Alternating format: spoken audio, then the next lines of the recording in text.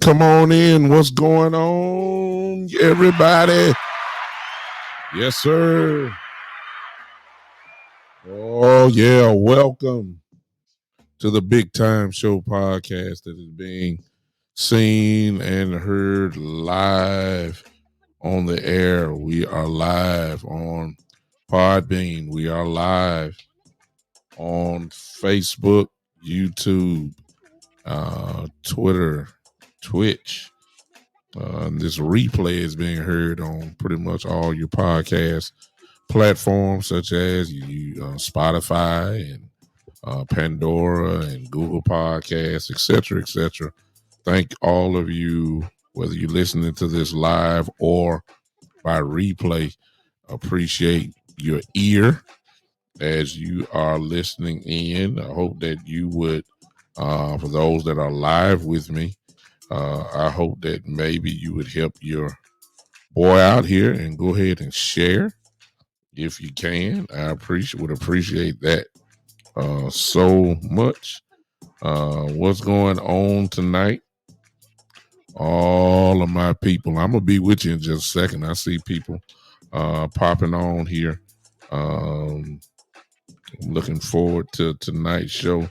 We're going to continue our talk about our draft picks and a little bit more in depth, in particular, really one that I want to talk about and kind of the ripple effects that the drafting of him brings tonight. So y'all kind of hang on with me just for a second. I'm steadily sharing to all the groups that are there. Let's say hello to everybody that may be on here. What's going on? Hey, Miss Tide, Tommy, Cowboy J. Yes, sir. Hey, he said Lindstrom will unseat Tyler Biadasz. For those that don't know, that's one of our backup guys who is, y'all forgive me for that. Hey, Jeffrey Murray, what's going on as you guys are watching everywhere? Okay, listen. All right, let's check this out, y'all. All right. Let me get on Podbean first. I'm sorry. Okay. I see who's in the house over there. All right. Hello. Cowboy J, you say he's like Alex, it's like Stepnowski. Now you climbing a high standard now. Wait a minute now. I really didn't want to talk about him, but when you saying that, I mean you You're talking a high standard. If you're talking about Stepnowski now, I don't know if he's that dude now. Come on now. Let's not. Okay. But Cowboy, you know what I'm gonna do for you, because I know that you have studied him. I know you have, and I believe you are one of those knowledgeable Cowboy. That's what I'm saying. See, you see your comments. I know you're one of the knowledgeable Cowboy fans. You wouldn't put your stamp on him like that unless you knew it was the real deal. So I'm not gonna knock you for that. I'm going to kind of like, you're gonna make me look at him. Put it that way. You're gonna make me look at him. I was trying to think of what I need to do on my phone here to see something, but I cannot. Okay, forget all that. All right. Yeah, I know what I want to do. What I want to talk about tonight, briefly, and you guys can kind of take over that after I get kind of going my little tirade here. I was thinking, and I hate to do this to y'all, because to me, if you watch my show and you listen to me in the last, especially the last show, you will notice that I said that I believe the Cowboys did an excellent job at the draft. I gave it a grade of a B. And the only reason why I didn't give it a B plus is because of Devon Clark, the linebacker that was picked in the 5th round. It's kind of like a project pick, if you ask me. You drafted him and hoping and waiting to see if this guy can get back to his old self prior to, what he's getting ready to have, which is spinal fusion surgery in his back. And I just think that's too much of a risk. We could have grabbed another player there. It's almost kind of like the Jalen Smith pick, where we had to wait so long before Jalen finally got on the field. Jalen did the best that he could, without a doubt, with his injury in his knee. And, I think now that his knee is, nobody really wants to touch him too much because of his knee. A lot of people believe it's just, it's done. And so that's why. And Jalen, of course, is very young, young enough, of course, to be playing. But I think that's the same thing here, especially when you start talking about back injuries, especially his surgery. And I have God knows how much experience in that, because I've had the same surgery, and I know what I feel like with a spinal fusion. I know what it feels like. What's up, man? My guys here, man. Oh my God, my guys in the building. Geechee is in the house. Geechee, it's almost time for you to make your appearance on my show, brother. No doubt about that. But we need to talk. Need to bring you in here.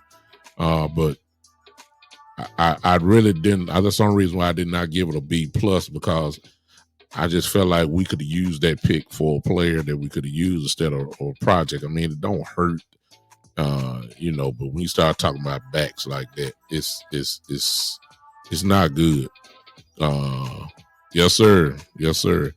Yes, sir, Geechee. You know what time it is. We'll talk. I didn't like that pick, and that's the only reason why I dropped it to a B. But other than that, I think Cowboys did an excellent job, as I said before. One of those picks is what I want to talk about tonight. And the more I look at it, I'm going to have to admit to you, I like it, but I don't like it. Let me tell you who I'm talking about. Jake Ferguson, the tight end from Wisconsin that we drafted. It's kind of almost to me like a seesaw when it comes to attitude about him. By now, most of you have looked at just about every player that we drafted and at least seen their highlights. I'm quite sure you've done that. Jake Ferguson is a weapon. I guess I'll go with the positives first. He definitely is a weapon. He's a first team all Big Ten selection, in the Big Ten. Very, very respected conference in college football. He can flat out run routes. He can run after the catch. Got excellent, excellent body control. He can box out. He's big enough to box out. He can do all that. He definitely will open up some things for you.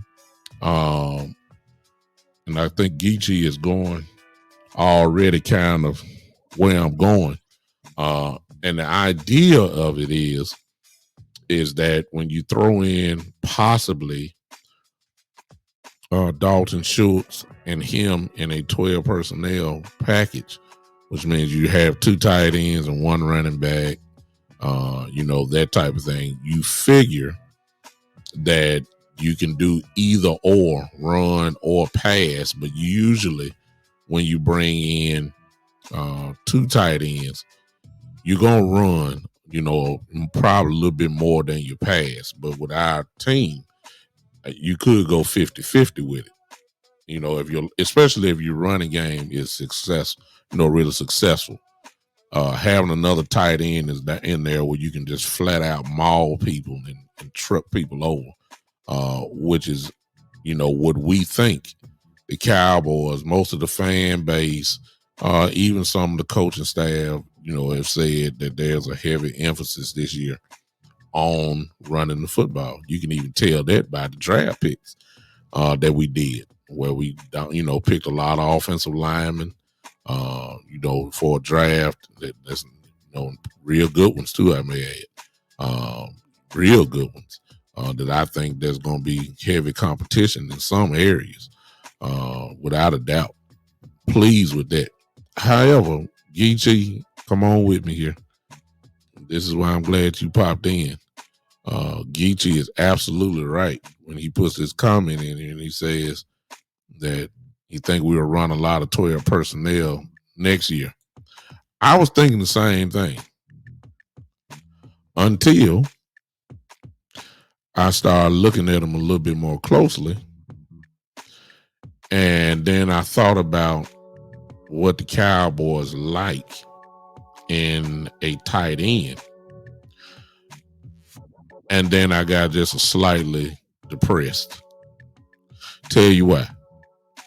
One thing Jake Ferguson is not, after kind of, I've seen some good things, but overall, most scouts say that he, when you're doing highlights, see, this is where you can't get fooled, y'all.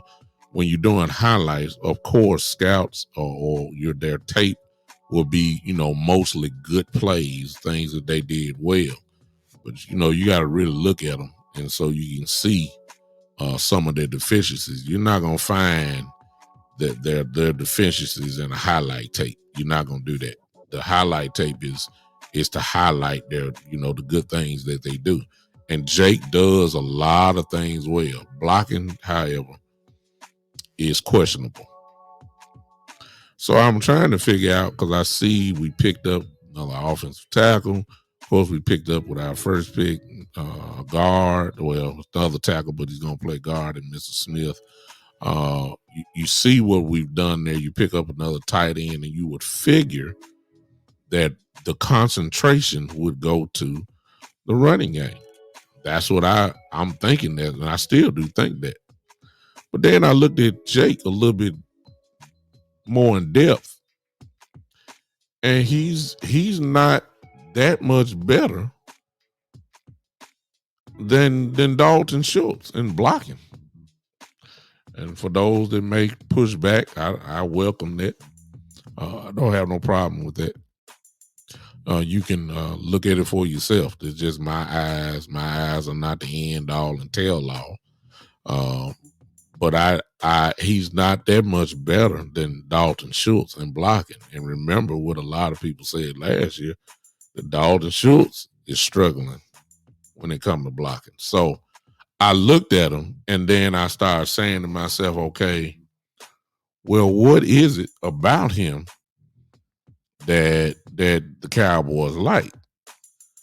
And what I'm saying is that the Cowboys, unfortunately for me, you may have a different view. I don't have no problem with it. But the Cowboys have a certain type of tight end that they like. Not just a tight end that, they have a certain type of tight end. And lately, the tight ends that they have picked up have all been finesse type tight ends. When you look at Blake Jarvan, I'm not counting Jason Witten. Witten was drafted by Parcells. We all know what type of tight ends that Bill Parcells like. And that's, guys that can block, and that's guys that can also catch. And, so we can't put Jason Witten in there. He's a different breed. Jason Witten will be a Hall of Fame tight end, no doubt about that.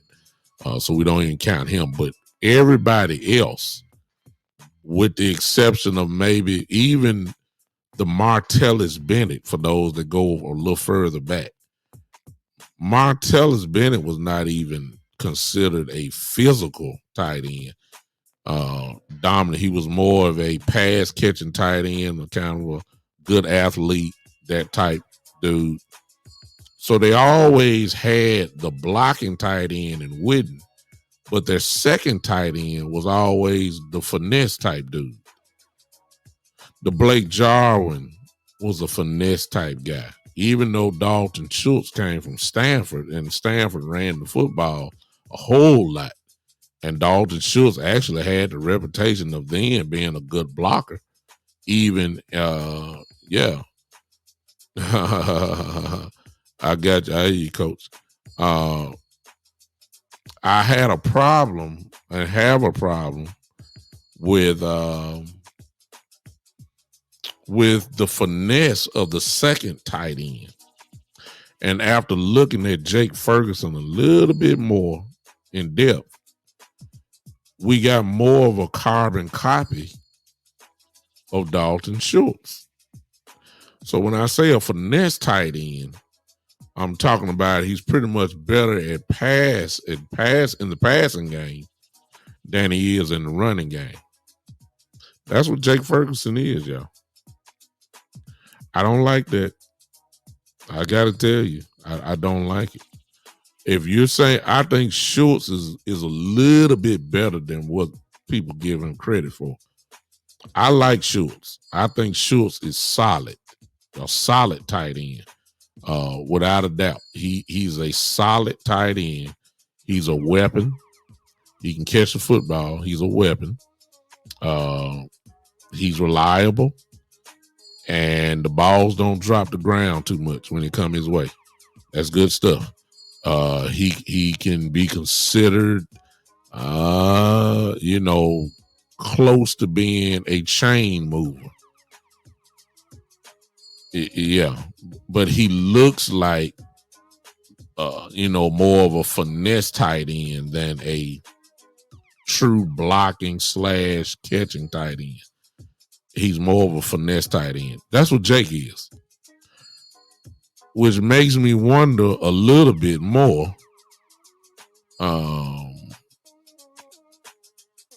It makes me wonder just a little bit more how, once you start breaking this thing down, as I've said before, let me just put it this way.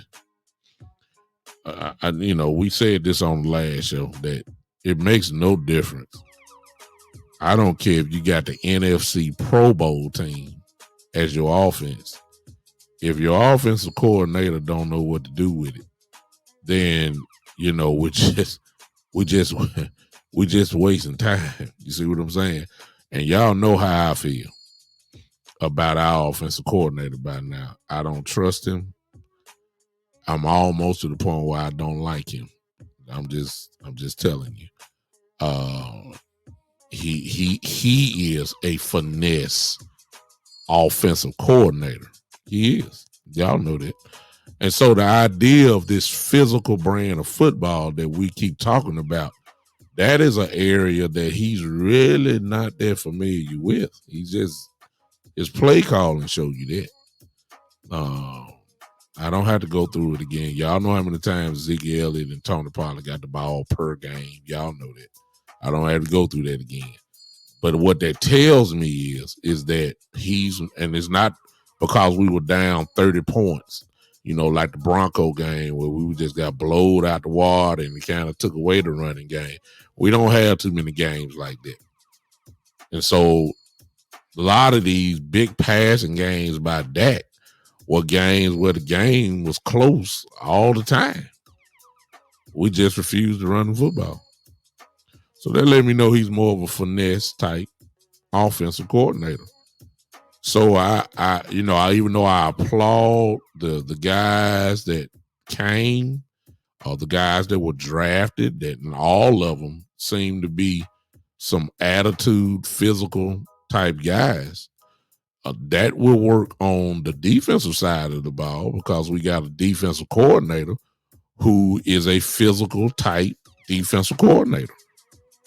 That's the brand of football that he plays. So having guys in that are physical and have attitude and as what we say, dogs, that fits Dan Quinn. There's nowhere in the world the name physical and the name Kellen Moore cold intertwined together. It just don't. It just don't. He's not physical.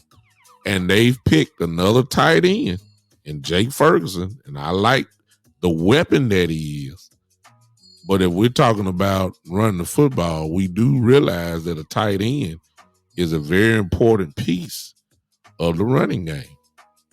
And so I almost look at it like we got two of the same tight ends. So we were complaining about Schultz, and I understand Schultz has put on some weight. I'm quite sure Schultz may have worked on his blocking game. I hope so, because obviously he's our starter. And I don't want to judge him too quick because I got to see it. But who knows? Schultz may come in here and blow people off the line. Who knows? But I know what I saw last year. And hopefully he's gotten better. But when you look at Jake Ferguson, our tight end that we drafted, I don't see the blocking that I thought that he was based off the reputation of the school he came from, which is Wisconsin. And if you know anything about college football, you know that the Wisconsin Badgers run the football at least 35 to 40 times a game. So the tight end obviously is a big part of it. And he was, what's up, E? And he was the first team all Big Ten tight end that he was that. I saw what Geechee just said earlier, and I would agree that this kid, most people think he has the best hands in the draft, had the best hands from the tight end position in the draft. There were many publications that said that. So I'm not knocking his pass ability or pass catching ability by no means. I've been wanting to say give Dak all the weapons that he can get. Now, I've said that. However, if we're talking about running the football, which is strange to me because once you think about it, we had Blake, we had for a minute Jarvan last year, and then we had Sprinkle, if y'all remember that. Sprinkle is known as a tight end that was knocking people, head off. He's a physical tight end, pretty much primarily a blocking tight end. I'm sorry. We didn't put him on the field a lot. We didn't. So when we had the chance to get physical, we didn't do it. All I'm saying about him is, Jake Ferguson is, I believe we got the same type of tight end. What's up, Joe? I see you popping in. I believe we got the same type of tight end. He is not. When you look at his highlights again, see y'all will get fooled by that. His highlights say he's, he drive people back 10 yards. That's one play. Over a course of a game, however, though, if you look at it, you will see some issues.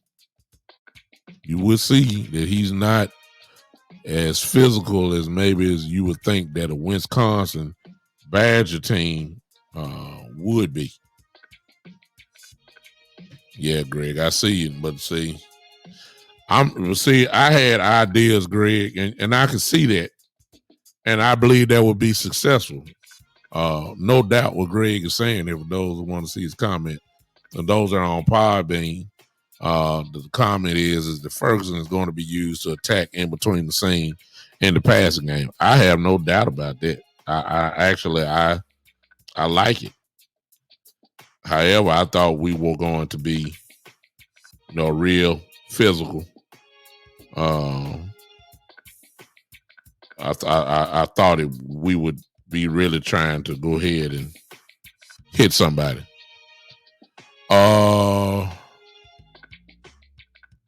Yeah. Coach is right. Coach is saying he's big. I don't know about Fickler. There's different sprinkle. Yeah. I just have the idea, and the Cowboys have the idea, obviously, you can tell the way they drafted, that they really wanted to go ahead and start getting this line, in the present somewhat to try to get that together and drafting some of these guys as guys get a little bit older and start preparing. I think they've taken care of that, obviously. Or at least put it a step in the right direction as drafting guys for the future. We're loaded. We don't know how these guys gonna play. Only the grass is gonna show, how well they really are. But to answer your question, Joe says, do you think our offensive line got better or the same with what we drafted? I think we got better. If just alone, if Tyler Smith is better than Connor Williams, that's better. Most people believe he's better than Connor Williams right now, and hadn't even taken a snap in the league yet. Most people believe he's already better. He's strong. He mauls people. He drives them back. He's incredibly physical, and he's strong. That's something Connor Williams was not. I think that the kid is already, better than Connor Williams is, even at guard. I believe he is now. I know he's stronger. I say that. Yeah, I exactly, Greg. That's what I said earlier. If you know anything about college football, and especially pretty much all the Big Ten teams, all of them from Ohio State, my team, Michigan and Michigan State and Indiana and Wisconsin and Minnesota and Penn State, Rutgers, all of them, Northwestern, the whole conference believes in running the football. And you have to be, because as you know, in the Big Ten, right around October, November, you know what happened in the North. It gets cold and the snow started falling. Oh my goodness, you got to run the football. That's what the whole Big Ten does. Wisconsin is known for that. And for him to be the starter, obviously you got to have some type of blocking. But once you look at him, you see some of the same things that you see in Dalton Schultz. And again, the Cowboys, when it comes to tight ends, they just have a picture of a tight end, and they're gonna stick to that. And I can't say unfortunately, but for today it's unfortunate. But you gotta keep in mind the Jones family, when it comes to this tight end game, they only have really two standards. They saw Novacek. They won Super Bowls with Novacek. And then they saw Jason Witten. Those are the two standard barriers that the Cowboys have a tight end, and that's the type that they're looking for. It don't have to be a pure athlete like a Darren Waller in Oakland, or they don't want that. They don't want a George Kittle out of San Francisco. They don't want that type. They don't. They don't want a Kelsey from Kansas City. They never look for that type. They look for a certain type of tight end. And I'm not talking color either, y'all. So don't go there with me on that one. I'm not talking race. I'm just saying there's a certain type of tight end. They have to match up with a Jason Witten, Jay Novacek type dude. Because that's all they've drafted. That's all the tight. The one that they had, the two athletic ones that they had, and one of these names, we ain't gonna, just talk about it, but y'all remember Rico Gathers, a freak of nature. They ain't, baby, because Jason Witten was there, they ain't really give him a chance. The other one was maybe Martellus Bennett, who was an athlete, and you listen to Martellus talk about Witten, he talk about him like a dog.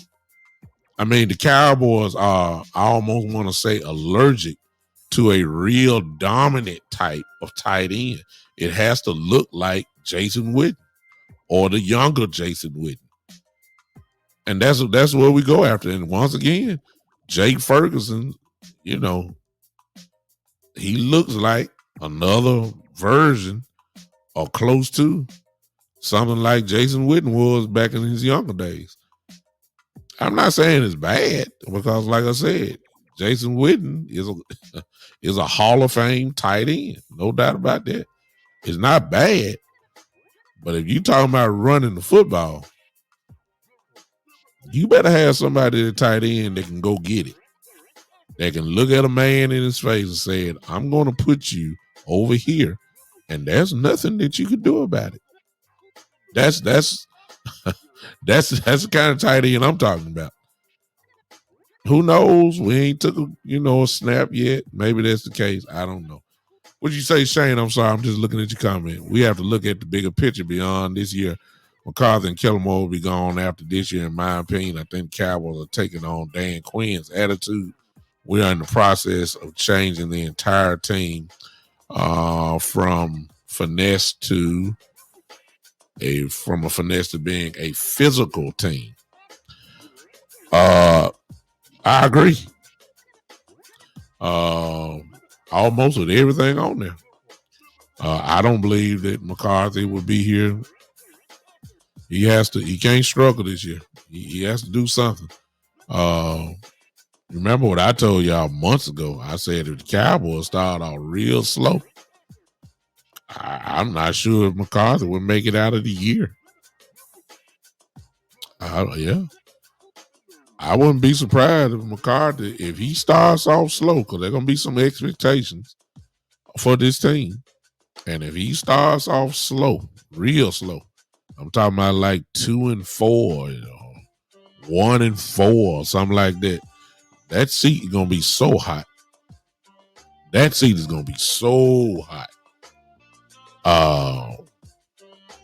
Crazy hot. And I wouldn't be surprised if the pressure get on him and Jerry make a move, because he's had 3 years or whatever.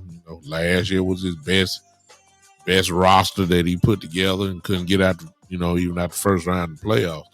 Jerry is not going to be very patient. I don't see it. I don't see it. So I think you're right, Shane. That's it. He may not make it through the year. That's my opinion. He might be gone if they start off slow. Yeah. It's going to be a problem. Yeah. So I wanted to highlight Devon because I was real.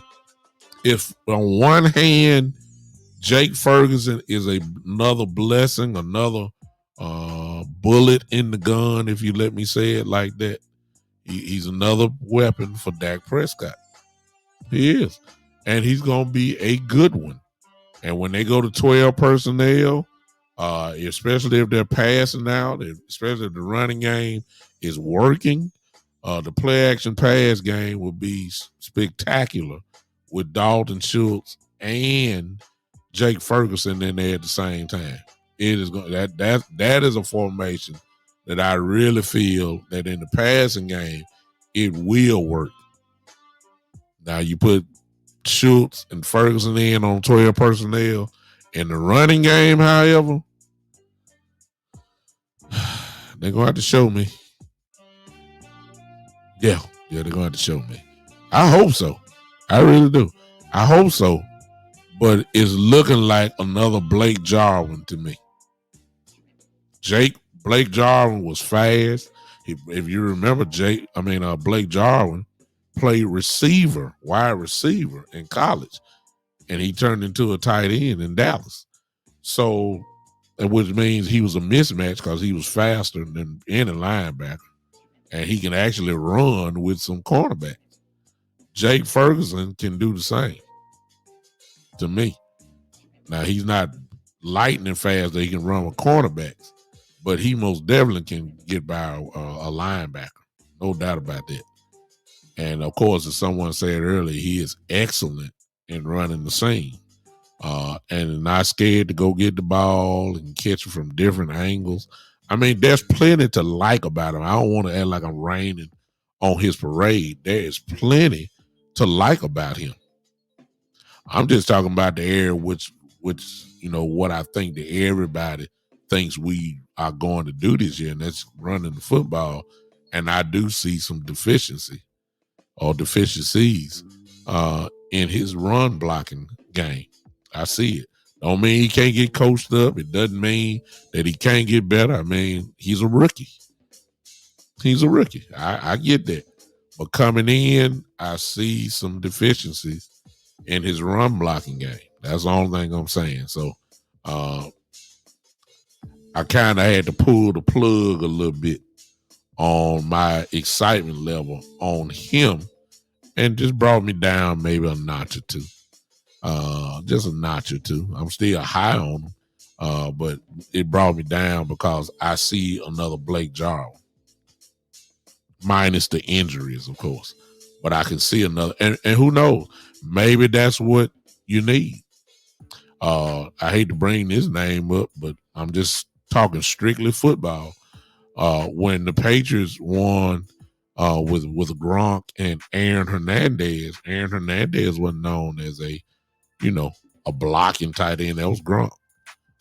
But good Lord, Brady and Aaron Hernandez and Gronk, they just tore up people.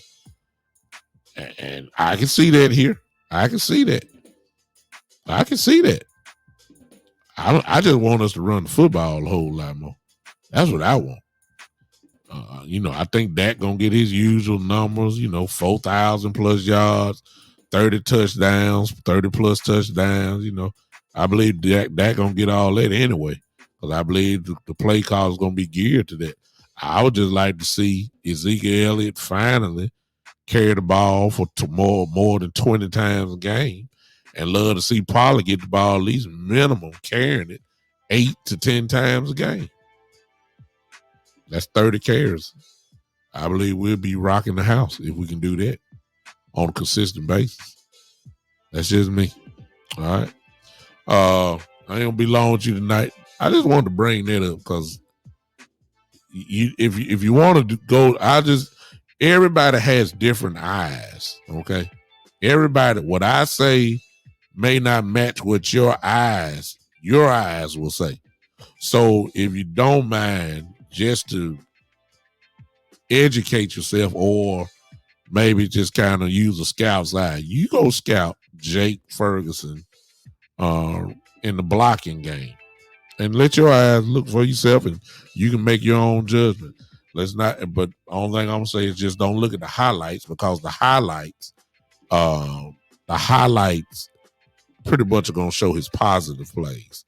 So you will get fooled by that. But you can look at the positive plays and see maybe some of the potential that he can do, because there are plays where you see him blocking pretty well.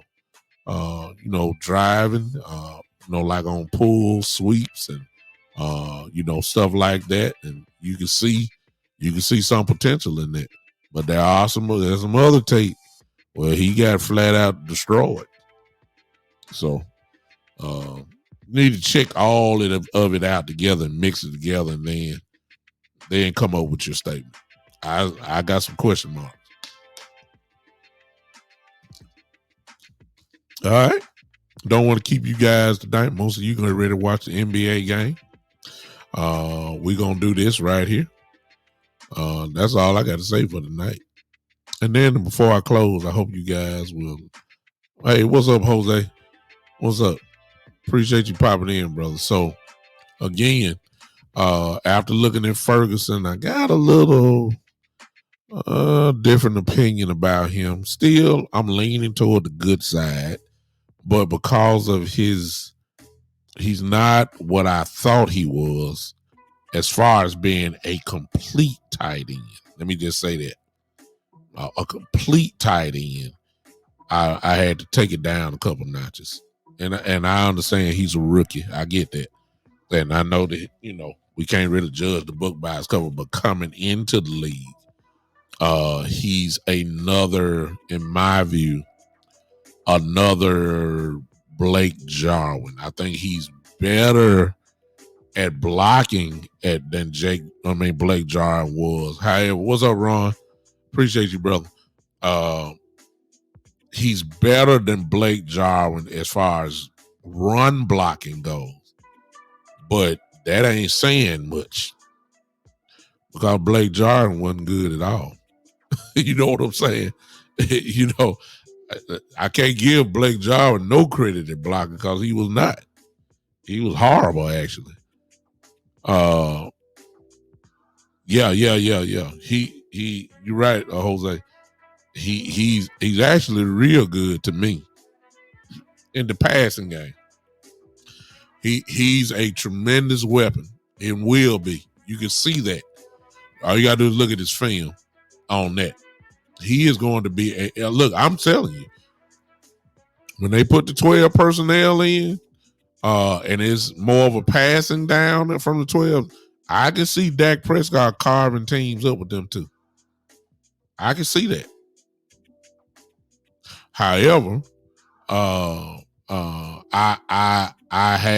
can see also because I can see where they're not going to do too well in blocking from a 12 personnel.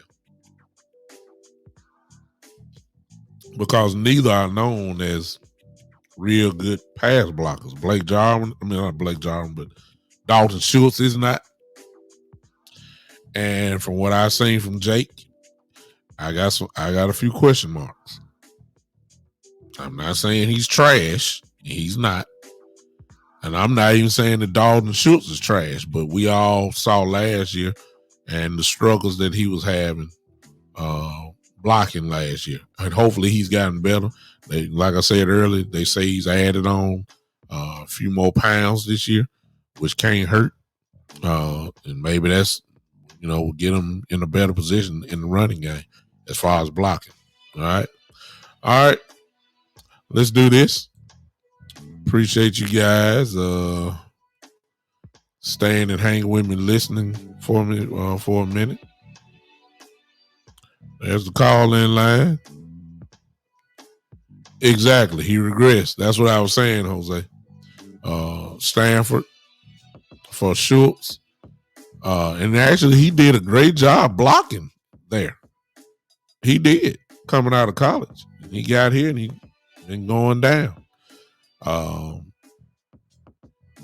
Yeah, Greg, that's part I can see. I can see him being a real problem for teams in the red zone.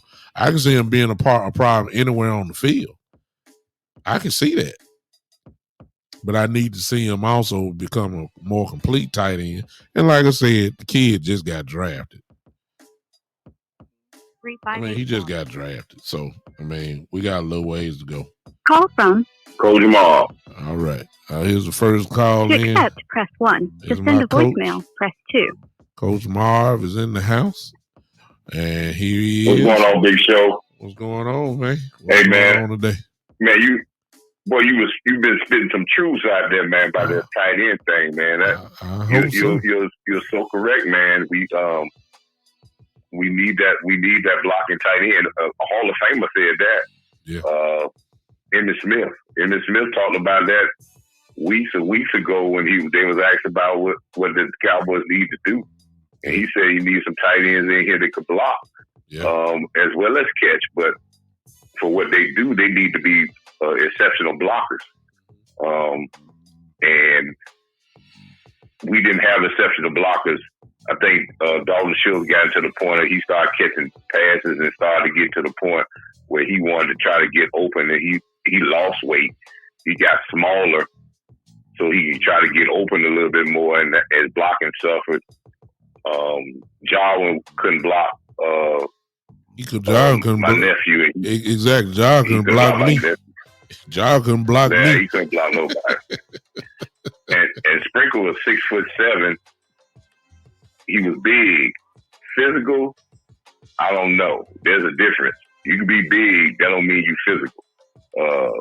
I didn't see him finishing guys. He gets in the way of guys because he's big frame, and plus his technique of if you watch film on him, his technique of getting off the ball fast and taking proper angles hurt him. Is the reason why you got to think about it. When you're a tight end, a blocking tight end at Washington, when you're playing for that coach in Washington, who's a physical guy, and they allow you to walk out the door easily, that means something. Yeah. So you got to think about it in that aspect. But like you said, it all comes back to Kellen Moore. Can he put it together? Ooh-wee. Go ahead. I got something for you about Kellen Moore, man, and about these coaching staff. And I'm gonna give you this right quick, and see what your listeners think about it. See what you think about it.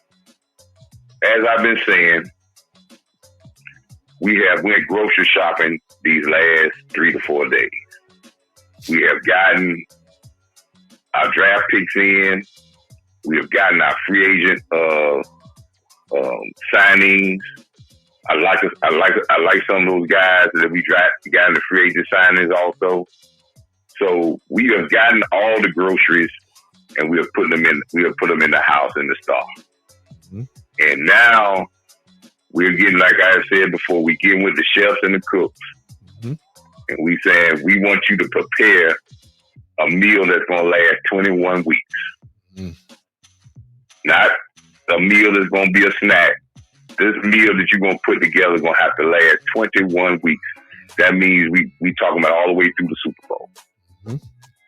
And now what you have to do as coaches, you have to design what you're going to feed the NFL as your identity as a football team. So that's your meal plan. You got to come up with what kind of courses you going to serve as your identity.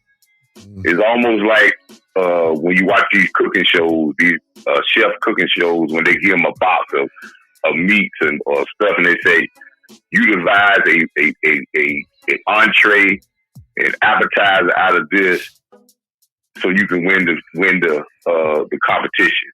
And that's what you have here.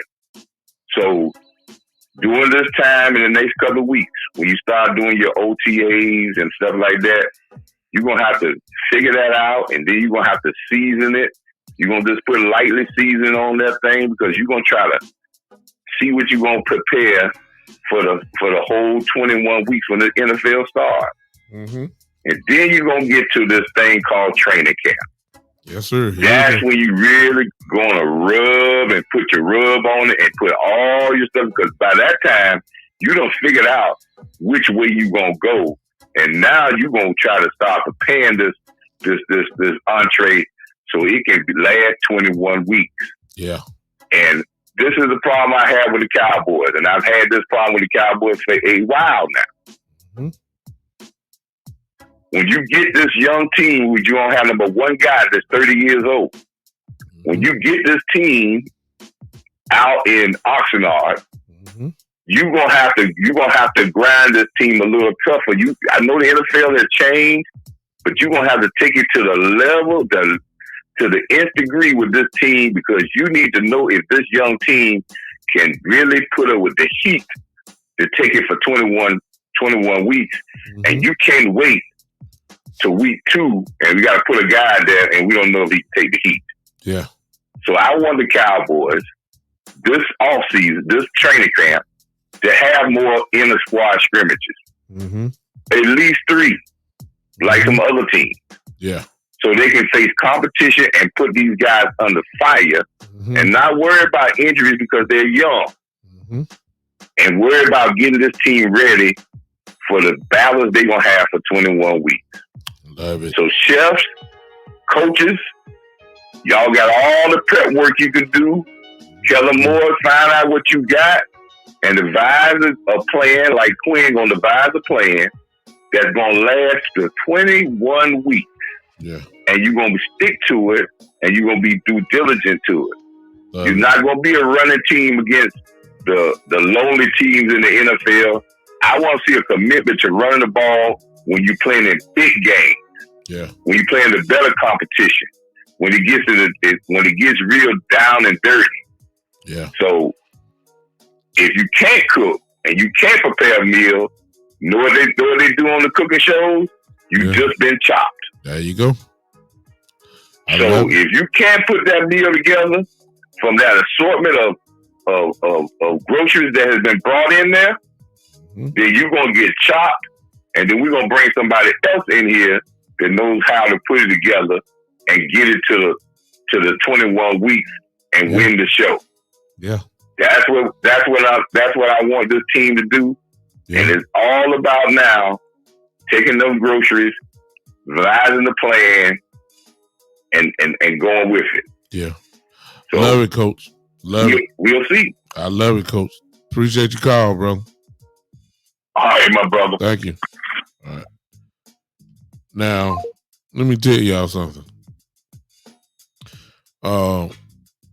Coach is right. Y'all know he right. Because whoever wins, there's like you said, there's a certain identity that goes there. Let me say 2 things to that. Number one, it's hard to see. I'm a believer. You may be different. I am a believer that no matter what side or unit of your football team that you may have, the common denominator needs to be either A, finesse, or B, physical. It's hard to be a seesaw type team. I'll show you what I'm talking about. All right. When we say Coach McCarthy, y'all help me out in the chat. Let's go through this together real quick. Help me out in the chat real quick. When I say Coach Mike McCarthy, what do you think? Finesse or physical?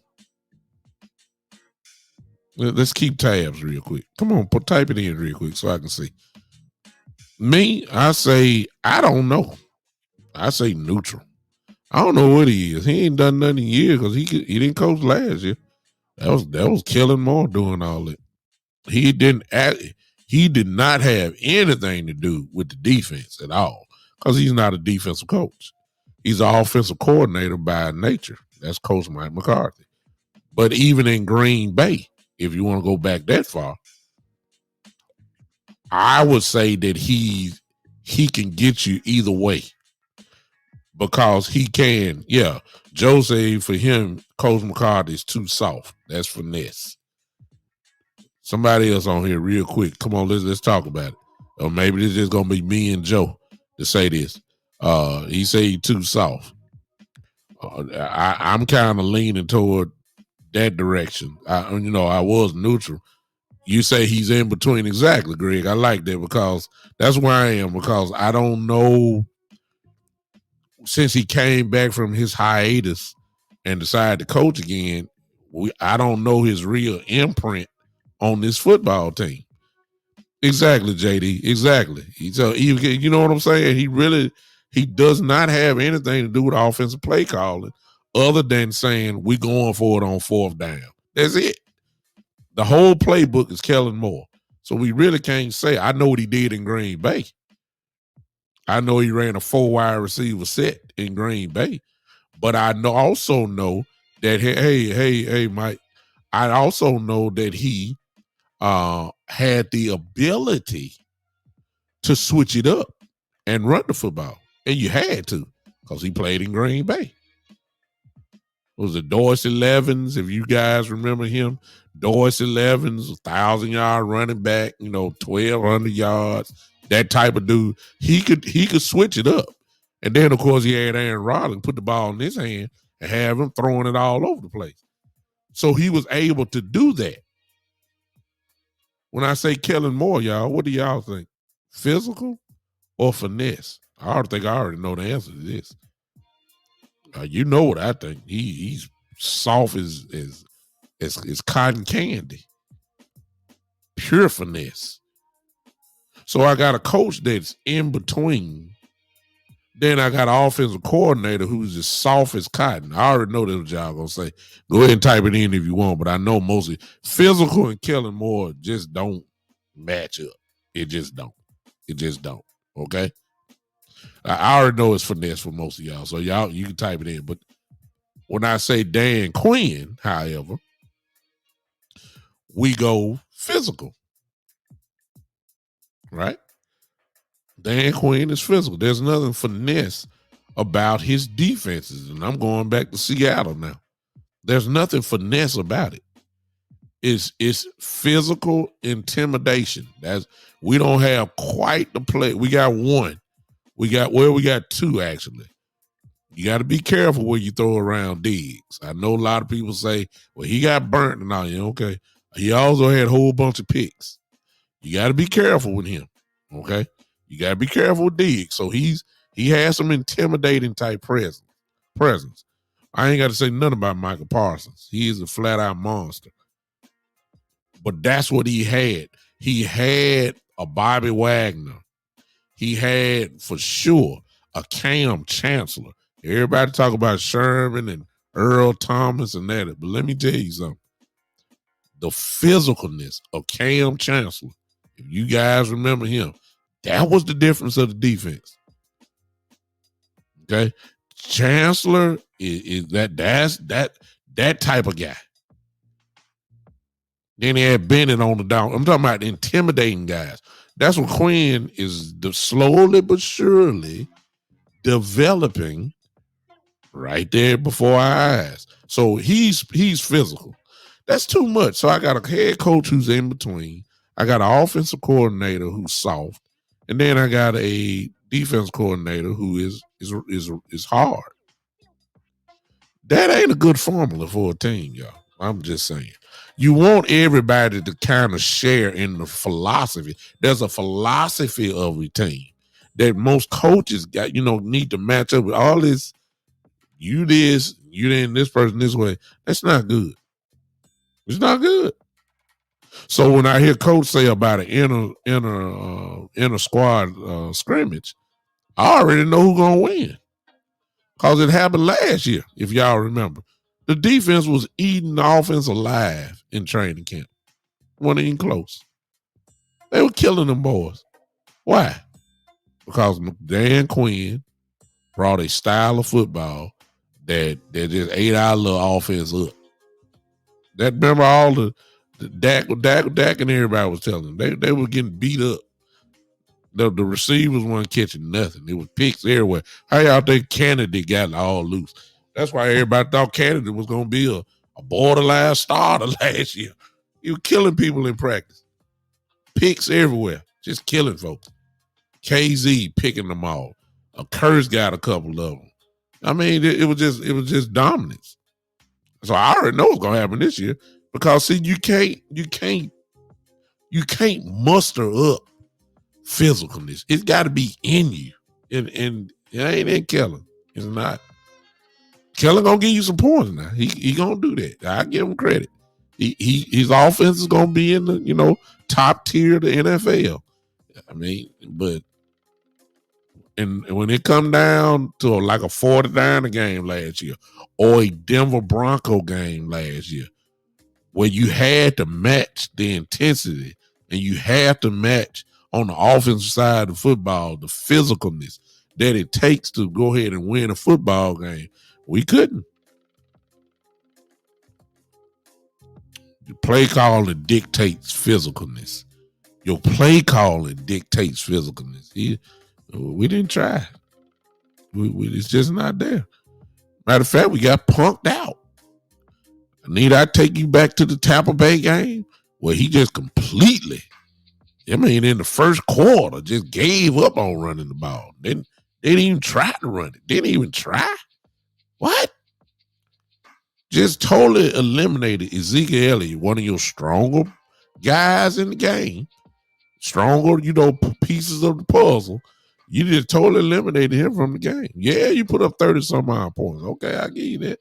Yeah, we explored the weakness, but good God, come on now. You didn't even try to run the ball because you want to be finesse. This is the offensive coordinator that I just ain't sure of. And I'm sorry. Everybody just thinking all of a sudden because we drafted these linemen and we got a guy who looked like he's going to be our guard this year. And you see how physical he is. And we got the kid, the 5th round tackle, all these guys, And for some reason, you really believe that the offensive philosophy of Kellen Moore is really going to change that much? Really? I believe it when I see it. I'll believe it when I see it. Until I see it, I'm saying we're going to see the same old Kellen Moore. What is Kellen Moore? Dak Prescott going to throw the ball 30-plus times a game. Ezekiel Elliott is going to carry it under 15 times a game. Tony Pollard will get the ball 4 to 5 times a game. I'm just saying, that's the Kellen Moore I know. That's the Kellen Moore I know. I don't say, hey, Buddha, I see you. Buddha say I want to see him with a line. He really haven't had a line as a coordinator. He had one last year, Buddha.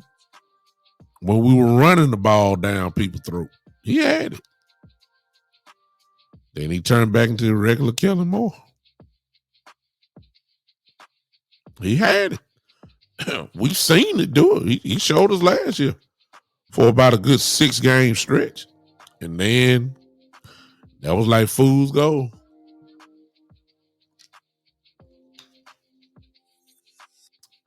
I got another call in. Let's see what's going on here. Call from Michael Evans. Michael Evans is in the house. My guy Michael Evans is in the house. What's going on? What say you, brother? What's up? How you doing, Mr. Douglas? Man, I'm good. Man. I'm good, man. How you doing? I'm doing good. It's like I just stated in my comment. I'm down here at the United States-Mexico border here in California, down there south of San Diego. Okay. Appreciate you calling in from there, man. I think you're right about Kellen Moore. He is a finesse coach, but I think if Mike McCarthy had more control of this offense, it would look like the way it did in Green Bay, or even when he was an assistant in New Orleans, or even in San Francisco. I believe it will look more like a traditional West Coast offense. But as we all know, Kellen Moore was already in place when Mike McCarthy was hired, and Jerry Jones said that he's going to be the offensive coordinator. So Mike McCarthy, how much say does Mike McCarthy really have in this offense? No. I don't think he's got, I agree. I got none. No. Well, hopefully, I know it was kind of under the radar signing. Well, hopefully, Ryan Schottenheimer, when he's coming in, maybe he'll give this team a nice, healthy injection of Marty Ball. just like his dad, because everybody knew what Marty Schottenheimer loved to do. He loved to run the football, and run the football. So maybe Ryan Schottenheimer could get through to Kellen Moore saying, look, we've got to try to be more balanced. And I think with the way this draft went, I really think they're going to go that direction with especially the offensive linemen they drafted. I know a lot of people, they were all going crazy about Tyler Smith. They said all these penalties, and he said he's like Conor Williams 2.0. But I think that guy is a mauler. I think he's really going to help in the run game. So I'm going to kind of take a wait and see attitude, because nobody can judge what this draft class is going to do. You got all these guys out here giving the Cowboys like C or D on their draft. I don't know if you heard today on Undisputed, they just killing the Cowboys draft. I can't even watch that show anymore. It just makes me so mad. But I'm kind of interested what you think about their draft. The Cowboys draft? I thought it was a B overall, and I would have gave it a B plus, but I did not like the pick of Devon Clark, the linebacker from LSU, who's going to have spinal fusion surgery in his back. I did not like that pick because that's really just a project type pick. And when we start talking about backs, especially in the position that he plays, which is a linebacker, the amount of collisions that's going to happen, guys that have, it's not too many players in the NFL that are playing with a spinal fusion or fused back. As I've said earlier, I know about it because I've had the same surgery. It takes something completely out of you. And of course, the kid is in way better shape than I am. I don't know. I just, and he's going to miss the whole year. And then, you got to get him back. And I'm quite sure the kid is going to work hard. If you follow him on Twitter, you can tell he's one of these guys that's driven. He kind of reminds you of Jalen Smith. And actually, his situation, just a different body part. It reminds you of the project that we just waited on Jalen Smith for almost 2 years before he finally started, really playing. It's just the back, man. That's it's a little different. It kind of reminds you of Peyton Manning slightly. That when Peyton, of course, had that neck fusion surgery, he couldn't even throw the ball no more. Of course, they had such an incredible defense, and he can run it. And his play action game was so well that even though he didn't have the arm, they still was able to win the Super Bowl. So, but Peyton was not nowhere near where he was, before the surgery. You just lose it. I don't know what the young man's situation is. I know what my situation is. I end up having permanent nerve damage, that pain that shoots down your leg and make your leg almost want to give out on you a couple of times. I don't know if that's him. Maybe the fusion fixes it, but man, that recovery is something different. That's all I'm gonna say. And the human body ain't made for collisions like that from the linebacker position. But other than that guy there, I would have gave it a B plus if it weren't for that pick. But other than that, we got some real solid picks. Yeah, I like that lineman they took from, I think it was North Dakota. Oh, my goodness. I mean, I just kind of watched some of his highlights. Holy cow. Yes, He's sir. just throwing people around Yes, sir. like ragdoll. See, that's what this offensive line is, just that nastiness. Yes, sir. That's what it is. I mean, they said, at least from what I understand, he's going to have a chance to win the center spot. Mm-hmm. Is that right? What I'm hearing? Yes. Say that again, Mike. I'm sorry. I didn't hear you. Say that again. I'm hearing that they said he may have a shot to take over at center. Is that true? No, it's I forgot the name. It was in the chat earlier. That guy is not a center. He is an offensive tackle. That's where he's listed at. But I forgot his name. It's Lithion. Somebody put it earlier. You can scroll all the way up and look. Let me look at this guy now. I'm scrolling up now. Alex Lindstrom. That's what Cowboy J talked about. He's the guy that's probably gonna battle Biotic for the job of center this year.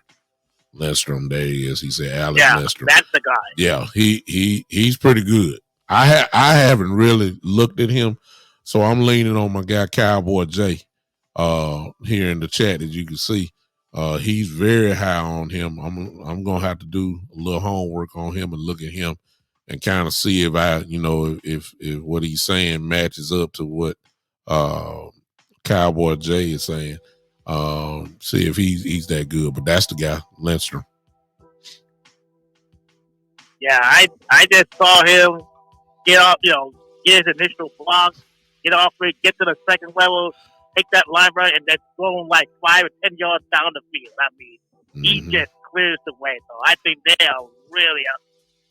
really use that guy. Well, that brings up another whole issue within itself, though, Mike. And it's an issue since you've been following me for a while that you've heard me say many times before, and that is the issue of loyalty. Like, if the guy is better, are you going to be loyal to your first round pick instead of putting the better guy in? For instance, if this kid Lindstrom is better than Biotic, are you going to be loyal to Biotic and just leave him in and leave a better player on the bench?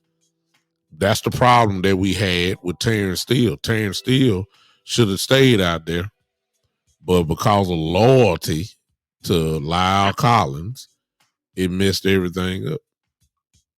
So, go ahead. I'm sorry. I think what you're describing is, are they going to put the best players on the field, or are they going to play politics? They didn't last year. That's for sure. They didn't last year. We thought, however, I will give them some type of credit. We thought that McGovern was better than Connor Williams, and it turned out that he was not. So they did try. But when it came to Terrence Steele shouldn't have been on the bench at all. They were loyal to Lyle Collins, knowing that Terrence Steele was playing better football, but they messed it up right then. So when we start talking about that, then that's my questions. It's kind of like the wide receiver position. I already know, Coach. I already saw him. Yeah. I was talking about Lindstrom. I already know the kid from North Dakota can go. He's mean. I get that. When I think about, for instance, Tolbert, the wide receiver that we picked up from South Alabama, who is a dog. Do you understand what I'm talking about? He can go get it. That guy's a player. Okay, so here's my question. Are you so loyal to James Washington coming in? I'm just thinking of when you get healthy. Well, I'll just stick with James Washington because James Washington can play inside or outside. Are you so loyal to James Washington that if this kid comes in and just destroys and people in training camp and in preseason games too, if he just comes in and lights it up, are you gonna be so loyal to James Washington that you're not gonna let him start? Because there's a lot of people already believing this kid could be our number 2 receiver. I'm serious. There's a lot of people that's already believing it. And definitely a 3rd receiver. Everybody's saying Cedric Wilson, but they're saying this kid could be, these starting, starting wide out until Gallup get back instead of James Washington. That's what I'm hearing already. So, I always have questioned that part. But I appreciate your call, Mike. Thank you for calling, man. All right. Thank you, sir. Okay. All right, bye-bye. Hello. Call from. To accept, press 1. Hey, I don't know who this is, but what's going on from Georgia? Who is this? What's going on? This is Cowboy J. My man, Cowboy J. Yes, sir. What's going on, man? Man, I like the draft. I do too, I man. think we went and got we went and got what we needed. Yeah. I would have liked to see us pick up one of them late round quarterbacks. I would have, when one of them 5th round picks. I think the Redskins or either the Eagles got one of that Carson Strong dude. Yeah.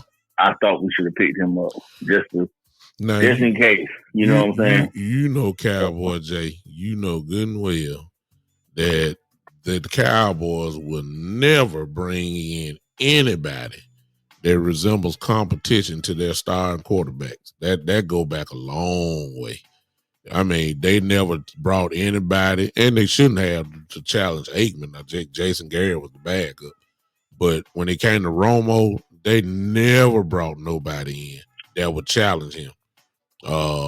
And then, of course, with that, I mean, good Lord, Ben DiNucci. Come on now. Good God. I mean, Andy Dalton was a little bit past his time, so I didn't even consider him a threat. But we don't usually do that. Now, let me throw this in. Everybody's getting excited that Nick Foles is a free agent. He's available. There's a lot of fans want Nick Foles. I personally wouldn't mind it. Actually, I wouldn't. But let's not get too excited about that. But go ahead. I'm sorry. Well, I mean, he can get. He one of the guys where he definitely can get hot. We say that, and you need somebody like that. I don't know how good that'll be for Dak because it looked like it kind of damaged Carson Wentz. But you need somebody on a team like that. That if your starter go down, you can come in and he can get hot and win some games. Yeah. Especially with the way this roster is always built. The Cowboys, they always gonna have skilled position players that you can plug in, even the average person, and be able to do a little something with. You know what I'm saying? Yeah. Yeah. And that's my point of view. Like, as far as I didn't want to pay a lot of money for that quarterback spot because I'm like, we spent so much resources around him to the point where you can put in somebody that's just capable and he can pick and go. We've seen the numbers. The numbers don't lie, man. Oh, yeah. The wins didn't add up, but that's because the injuries started to pile up. Yeah. Yeah. No doubt about it. I like it. The draft was good, Cowboy. I can't go again. Will McClay did his job once again. He did. No doubt about that. He did. Oh yeah, Will McClay is the guru. No doubt about it. And I'm gonna tell you, and I hope that it hold me true. But that Lindstrom dude, I was listening to the interview and they was asking him which team, and he said he liked it the way the 49ers ran the ball. Physical. He said because they run a zone blocking scheme, and he liked getting out on the edge. Mm-hmm. And I was like, man, I wonder how much zone blocking we do. Well, let me put it this way. It ain't gonna be much, Cowboy, not with Tyron Smith being your tackle. He can't get out there no more. They don't even use him for the screen game. You can't do no sweep. See what I'm saying? You got your personnel gonna kind of dictate what kind of scheme you got. Tyron Smith can't do that no more. No, he can get it. He can line up and knock your head off. Now he can still do that, but as far as pulling and getting out on bubble screens and then getting out on sweeps.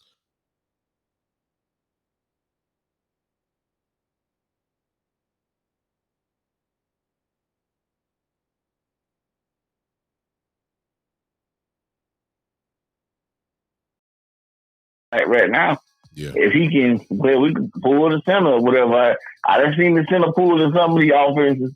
He can do it like that, you know. Yeah. I look. That old counter. Yeah. That old Redskins, them counters. Yes, sir. It still can happen. Yeah. Well, we'll see, man. I just like what we got as far as offensive linemen. But I think that overall we can't really complain about the draft. But as I've said before, when it comes to the draft, the Cowboys, the last 5-6 years have always got it right. The drafting is not the problem. Well, I mean, I think they put out a statistic in 2010. The Cowboys have put out more Pro Bowlers and All Pros than any other organization. They have. But so they let you know that they know what they're doing as far as getting the talent. The problem is after the draft, when it's time to give it into the hands of the coaches. It's kind of like what Coach Price was talking about earlier. We draft well, but when it gets to the coaches, because we've had, the Jason Garrett era was not really, a great coach. This is where the coaching power comes in, and this is not what we are good at. So, that's just my opinion. I don't think we're that good at. We're sure we'll have a good year once every 2 to 3 years. Yeah, we'll do that, but it's all still the same result, and you get exposed tremendously in the playoffs. We got punked out by the 49ers. That's just the bottom line. We got punked out, and you just wasn't thinking that was going to happen to us, but it did. So, like Coach Price said earlier, and like most of us said over the last 2 or 3 months, this is when we're about to find out, what kind of team we really have, because the molding of the coach now comes into play. So I don't know, Cowboy. I'm not sold. But I love the optimism. So I ain't gonna knock nobody for it. I just seen enough. That's me. I feel like if you get enough hungry guys in here, yeah, that understand what's going on, yeah, and they know what it means for the Cowboys to put on that star, and they already know that, the history. Like, you can't not know. When you become a Cowboy, you automatically in tune with what's going on. Yeah. I don't care what team you watch, you hear it. We all over the TV. So you got other fans that know what's going on with our team more than what we know. You got that right. So for a player coming in here, I don't think that they should be very well what kind of situation they get, knowing the expectations. That's just like the kid, the guard, he grabbed number 73. Yeah. He know what he's doing. Yeah. Now, you want to put that pressure on yourself like that, then it's trouble. Go ahead. I like it, man. It better add up to it. That's right. Appreciate you, Cowboy, man. Thanks for calling in, man. Thank you so much. All right. Thank you, man. All right. Hey, Keith, I see you, man. What's going on? Appreciate you popping in. Listen, I don't want nobody to get. What's up, Coach? I see you, Coach Dante, in the building. What's up? I don't want to knock nobody parade down, because I'm not trying to kill your optimism, but I think it's, we got to be, I'm more lean on the realistic side, and my mind is fixed. Look, I'm just like I'm in church now. Y'all know I'm a preacher by heart. My heart is fixed and my mind is made up about Kellen Moore now. I'm sorry. I've seen enough that he would shock me if his philosophy changed. It would. I just don't. I've seen enough. He had Cooper and Lamb and Gallup. He had that. He had Pollard. He had Zeke Elliott. He had all this and didn't know how to drive the car. Had a beautiful car. Had a nice engine. But the problem was it was a stick shift. And all he know how to drive is just a regular car. He didn't know how to drive a stick shift. He didn't know. He didn't know. And I'm not sure if you can't work with. See, here's the thing. Sean McVay, the champion, listen to me very closely. the champion, the coach of the world champion, Los Angeles Rams, is able to kill you both ways. He's a finesse type play caller, but he has the ability to change that thing up and turn into a dog type offensive coordinator play caller. He'll run it down your throat. He will. And then at the same time, he'll put Stafford in that shotgun and carve you up. He has the ability. You talk about McDaniels. Okay. The Patriots, old Patriots, well, he's the coach of the Raiders now. McDaniels would carve you apart because he could put Brady in the shotgun and then, but at the same time, put Brady on the center and hand that ball off. Y'all remember LeGarrette Blount and the running backs that he had? They would destroy people running the football. And he was play calling. So he has the ability to kill you both ways. I just can't, I saw some flashes of it with Kellen Moore, but I ain't see the consistency. And I've never seen the consistency. Never. And that's why I don't have no confidence in him at all. None. Yeah, he going to score 30. He could score 30. Yeah, he could lead the league in offensive stats and all that kind of stuff. But, man, when it come down to playoff football, he is nowhere to be found. I'm just saying. All right. I appreciate you guys hanging with me. Listen. I am getting ready to start something totally new. I hope that some of you guys will allow me and kind of follow me over to this new venture that I'm getting ready to do. This will be on Podbean only. Most of you know that I'm on 2 networks. I'm on Podbean, and then I am on the Spotlight Sports Network. These are the 2 homes for my podcast. However, I have a special announcement tomorrow. For those that are my friends, Facebook friends on my personal page. Douglas Lewis, I'm gonna put this in because I need you guys' support. I have a huge announcement tomorrow that I hope you guys would just give me your ear on tomorrow. I'll be live tomorrow on my. First, I got to see how I'm gonna do this. But I won't be talking football at all. No football tomorrow, but I am going to be live on my page, not the Big Time Show page, on my personal page. I put my name right here, you guys.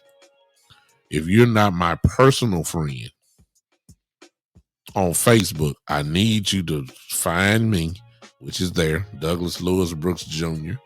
If you're on Podbean, I'm going to put it in there. I need you guys to send me a friend request now so you can catch what I'm getting ready to do. You'll understand it totally after tomorrow. I'm not going to tell you now. If you're on Podbean, if you're watching or looking at this later, if you want to kind of tune in tomorrow, go ahead and friend me on Facebook and send me a request so you can get in on it. Listen, you guys know I am a preacher. I am a assistant pastor here in Memphis. Most of you, well, not you guys, but most people know me, of course, as one of the preachers and whatever. I got something big tomorrow. It's huge tomorrow. It's huge. It's very huge. And I want you guys to be a part of it. The reason why I need you to join Podbean is because I am going to start a total different podcast. I'm typing it in, Podbean. All you have to do is just it's a free app, put it on your phone, put it on your computer, and search out Oh, let me take that back. I'm gonna have to. I don't know the name yet. I'm about. Don't do it. Well, just hold off on that. As for now, just go. Yeah, okay, I got it. As for now, go ahead and search out the Big Time Show, and then just follow it. Follow that show. Search out the Big Time Show on Podbean and follow it. It's there where I will be doing a religious type podcast. Not gonna try to preach or whatever. We're just gonna talk spiritual things. It won't be football at all. It won't be any football. I'm still, of course, gonna do this. But the Lord is kind of leading me to this area to do this. So I have a podcast on Podbean for the spiritual side. Only on Podbean. I won't go live and bring that to my Facebook page because a whole lot of people, when they see me live like this, it's usually football, and I'm gonna keep it that way. But I'm gonna go to Podbean and I'm going to go spiritual. Hope you guys, some of you guys that are believers, want a little spiritual side, I guess, or whatever. I hope you guys follow me there and just hear what I have to say. Maybe they'll help you, maybe not, or maybe you can spread it and we'll take it from there. Okay. But tomorrow I have a special announcement. It will be on my page. And if you're on the Big Time Show page, you'll get a post about it. It won't be a live. I don't know if I'm gonna do a video or not and kind of put it on there, but trust me, it's big. I hope you guys will share in my excitement on tomorrow. Tomorrow night, I will be live with a few more people who will be interviewing me on tomorrow night, and you'll see what it's all about on tomorrow. A big thing is going to happen on tomorrow night.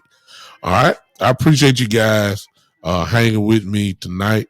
We're going to keep talking about the draft because it's still hot. We're going to go again. There it is right there. Listen, Douglas Lewis Brooks Jr. That's my name. If you go follow, give me a friend request on Facebook.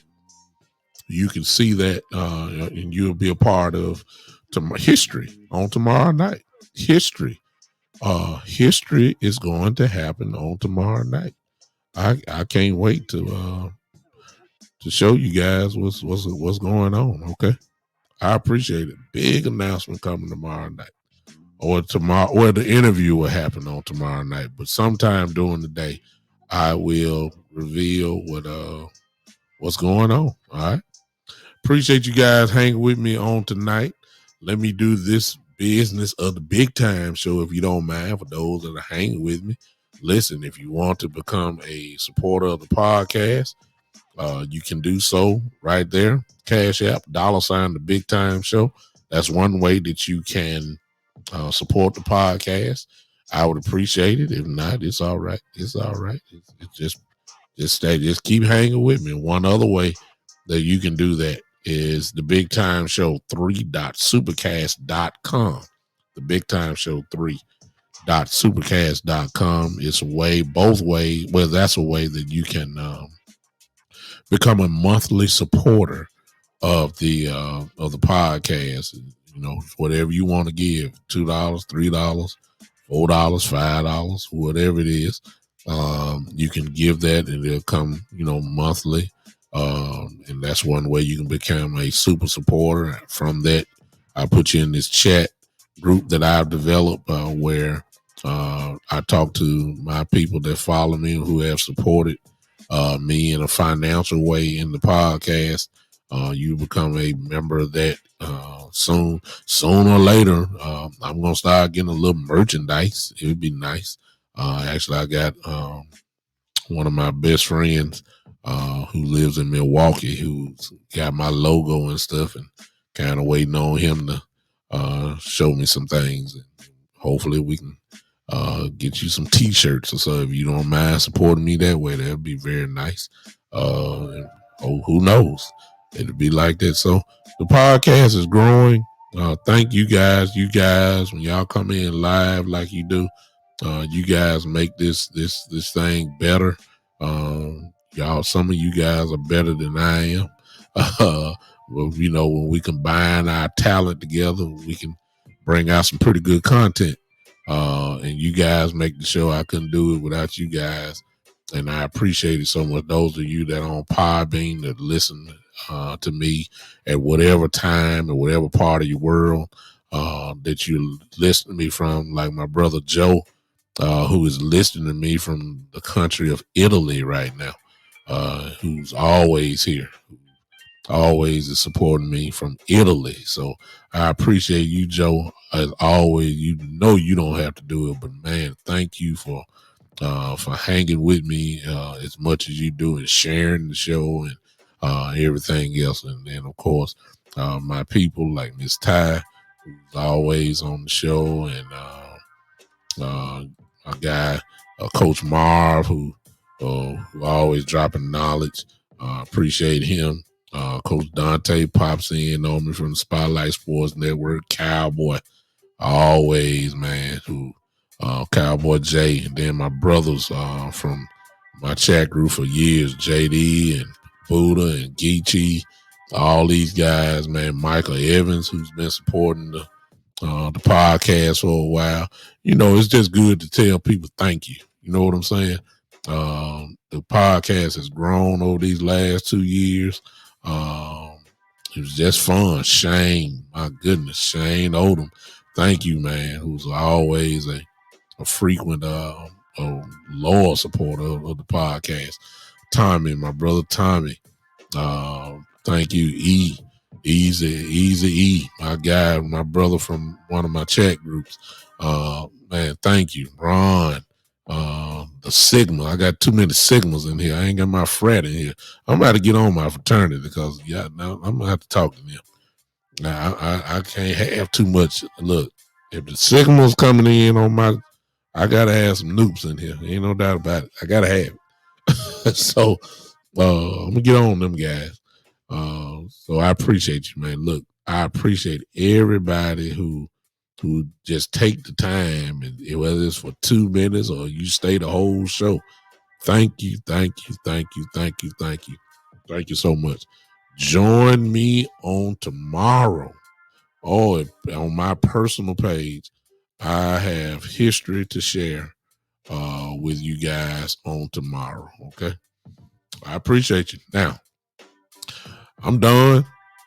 Y'all know what time it is. Y'all, come on. Just act like the announcement is gonna be good tomorrow. Just get your hands together. Let's go. I'm ready to get on out of here. I'm tired. I done worked all day. I'm tired. Hey, D-Mac, I see you popped in. It's time to go ahead and do a little partying out here. All right. Appreciate everybody. Joe, appreciate you, man. Good night over there in Italy. This is, ladies and gentlemen. Yeah. Going to another level. Yes, we are. See y'all on. I might come before Saturday, but definitely Saturday at 3:00. Definitely for sure. See you guys on Saturday at 3:00. With something crazy going on, y'all know I'm coming. Okay, you know I'm coming. But we'll see you on next time. This is the Big Time Show.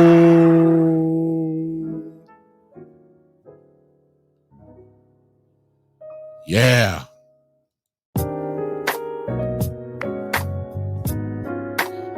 Come on, clap your hands, D-Mac. I see you in Podbean. Come on here. Come on, Miss Ty. Woo! Yeah. D-Mac, I ain't saying, but you don't leave me hanging, D-Mac. Don't leave me hanging. Come on. Yes, sir. Tomorrow, D-Mac, I got a special announcement. Go up and follow Douglas Lewis Brooks Jr. on Facebook. Send me a friend request. Douglas, it's up there in the chat. Yeah, you say you clap. That's good enough for me, D-Mac. I like that. Woo! I see you guys at 3:00 Saturday. But come on to Facebook. Follow me on Facebook. Got something special to show you tomorrow. Oh, it's going to be great. Woo! We out of here.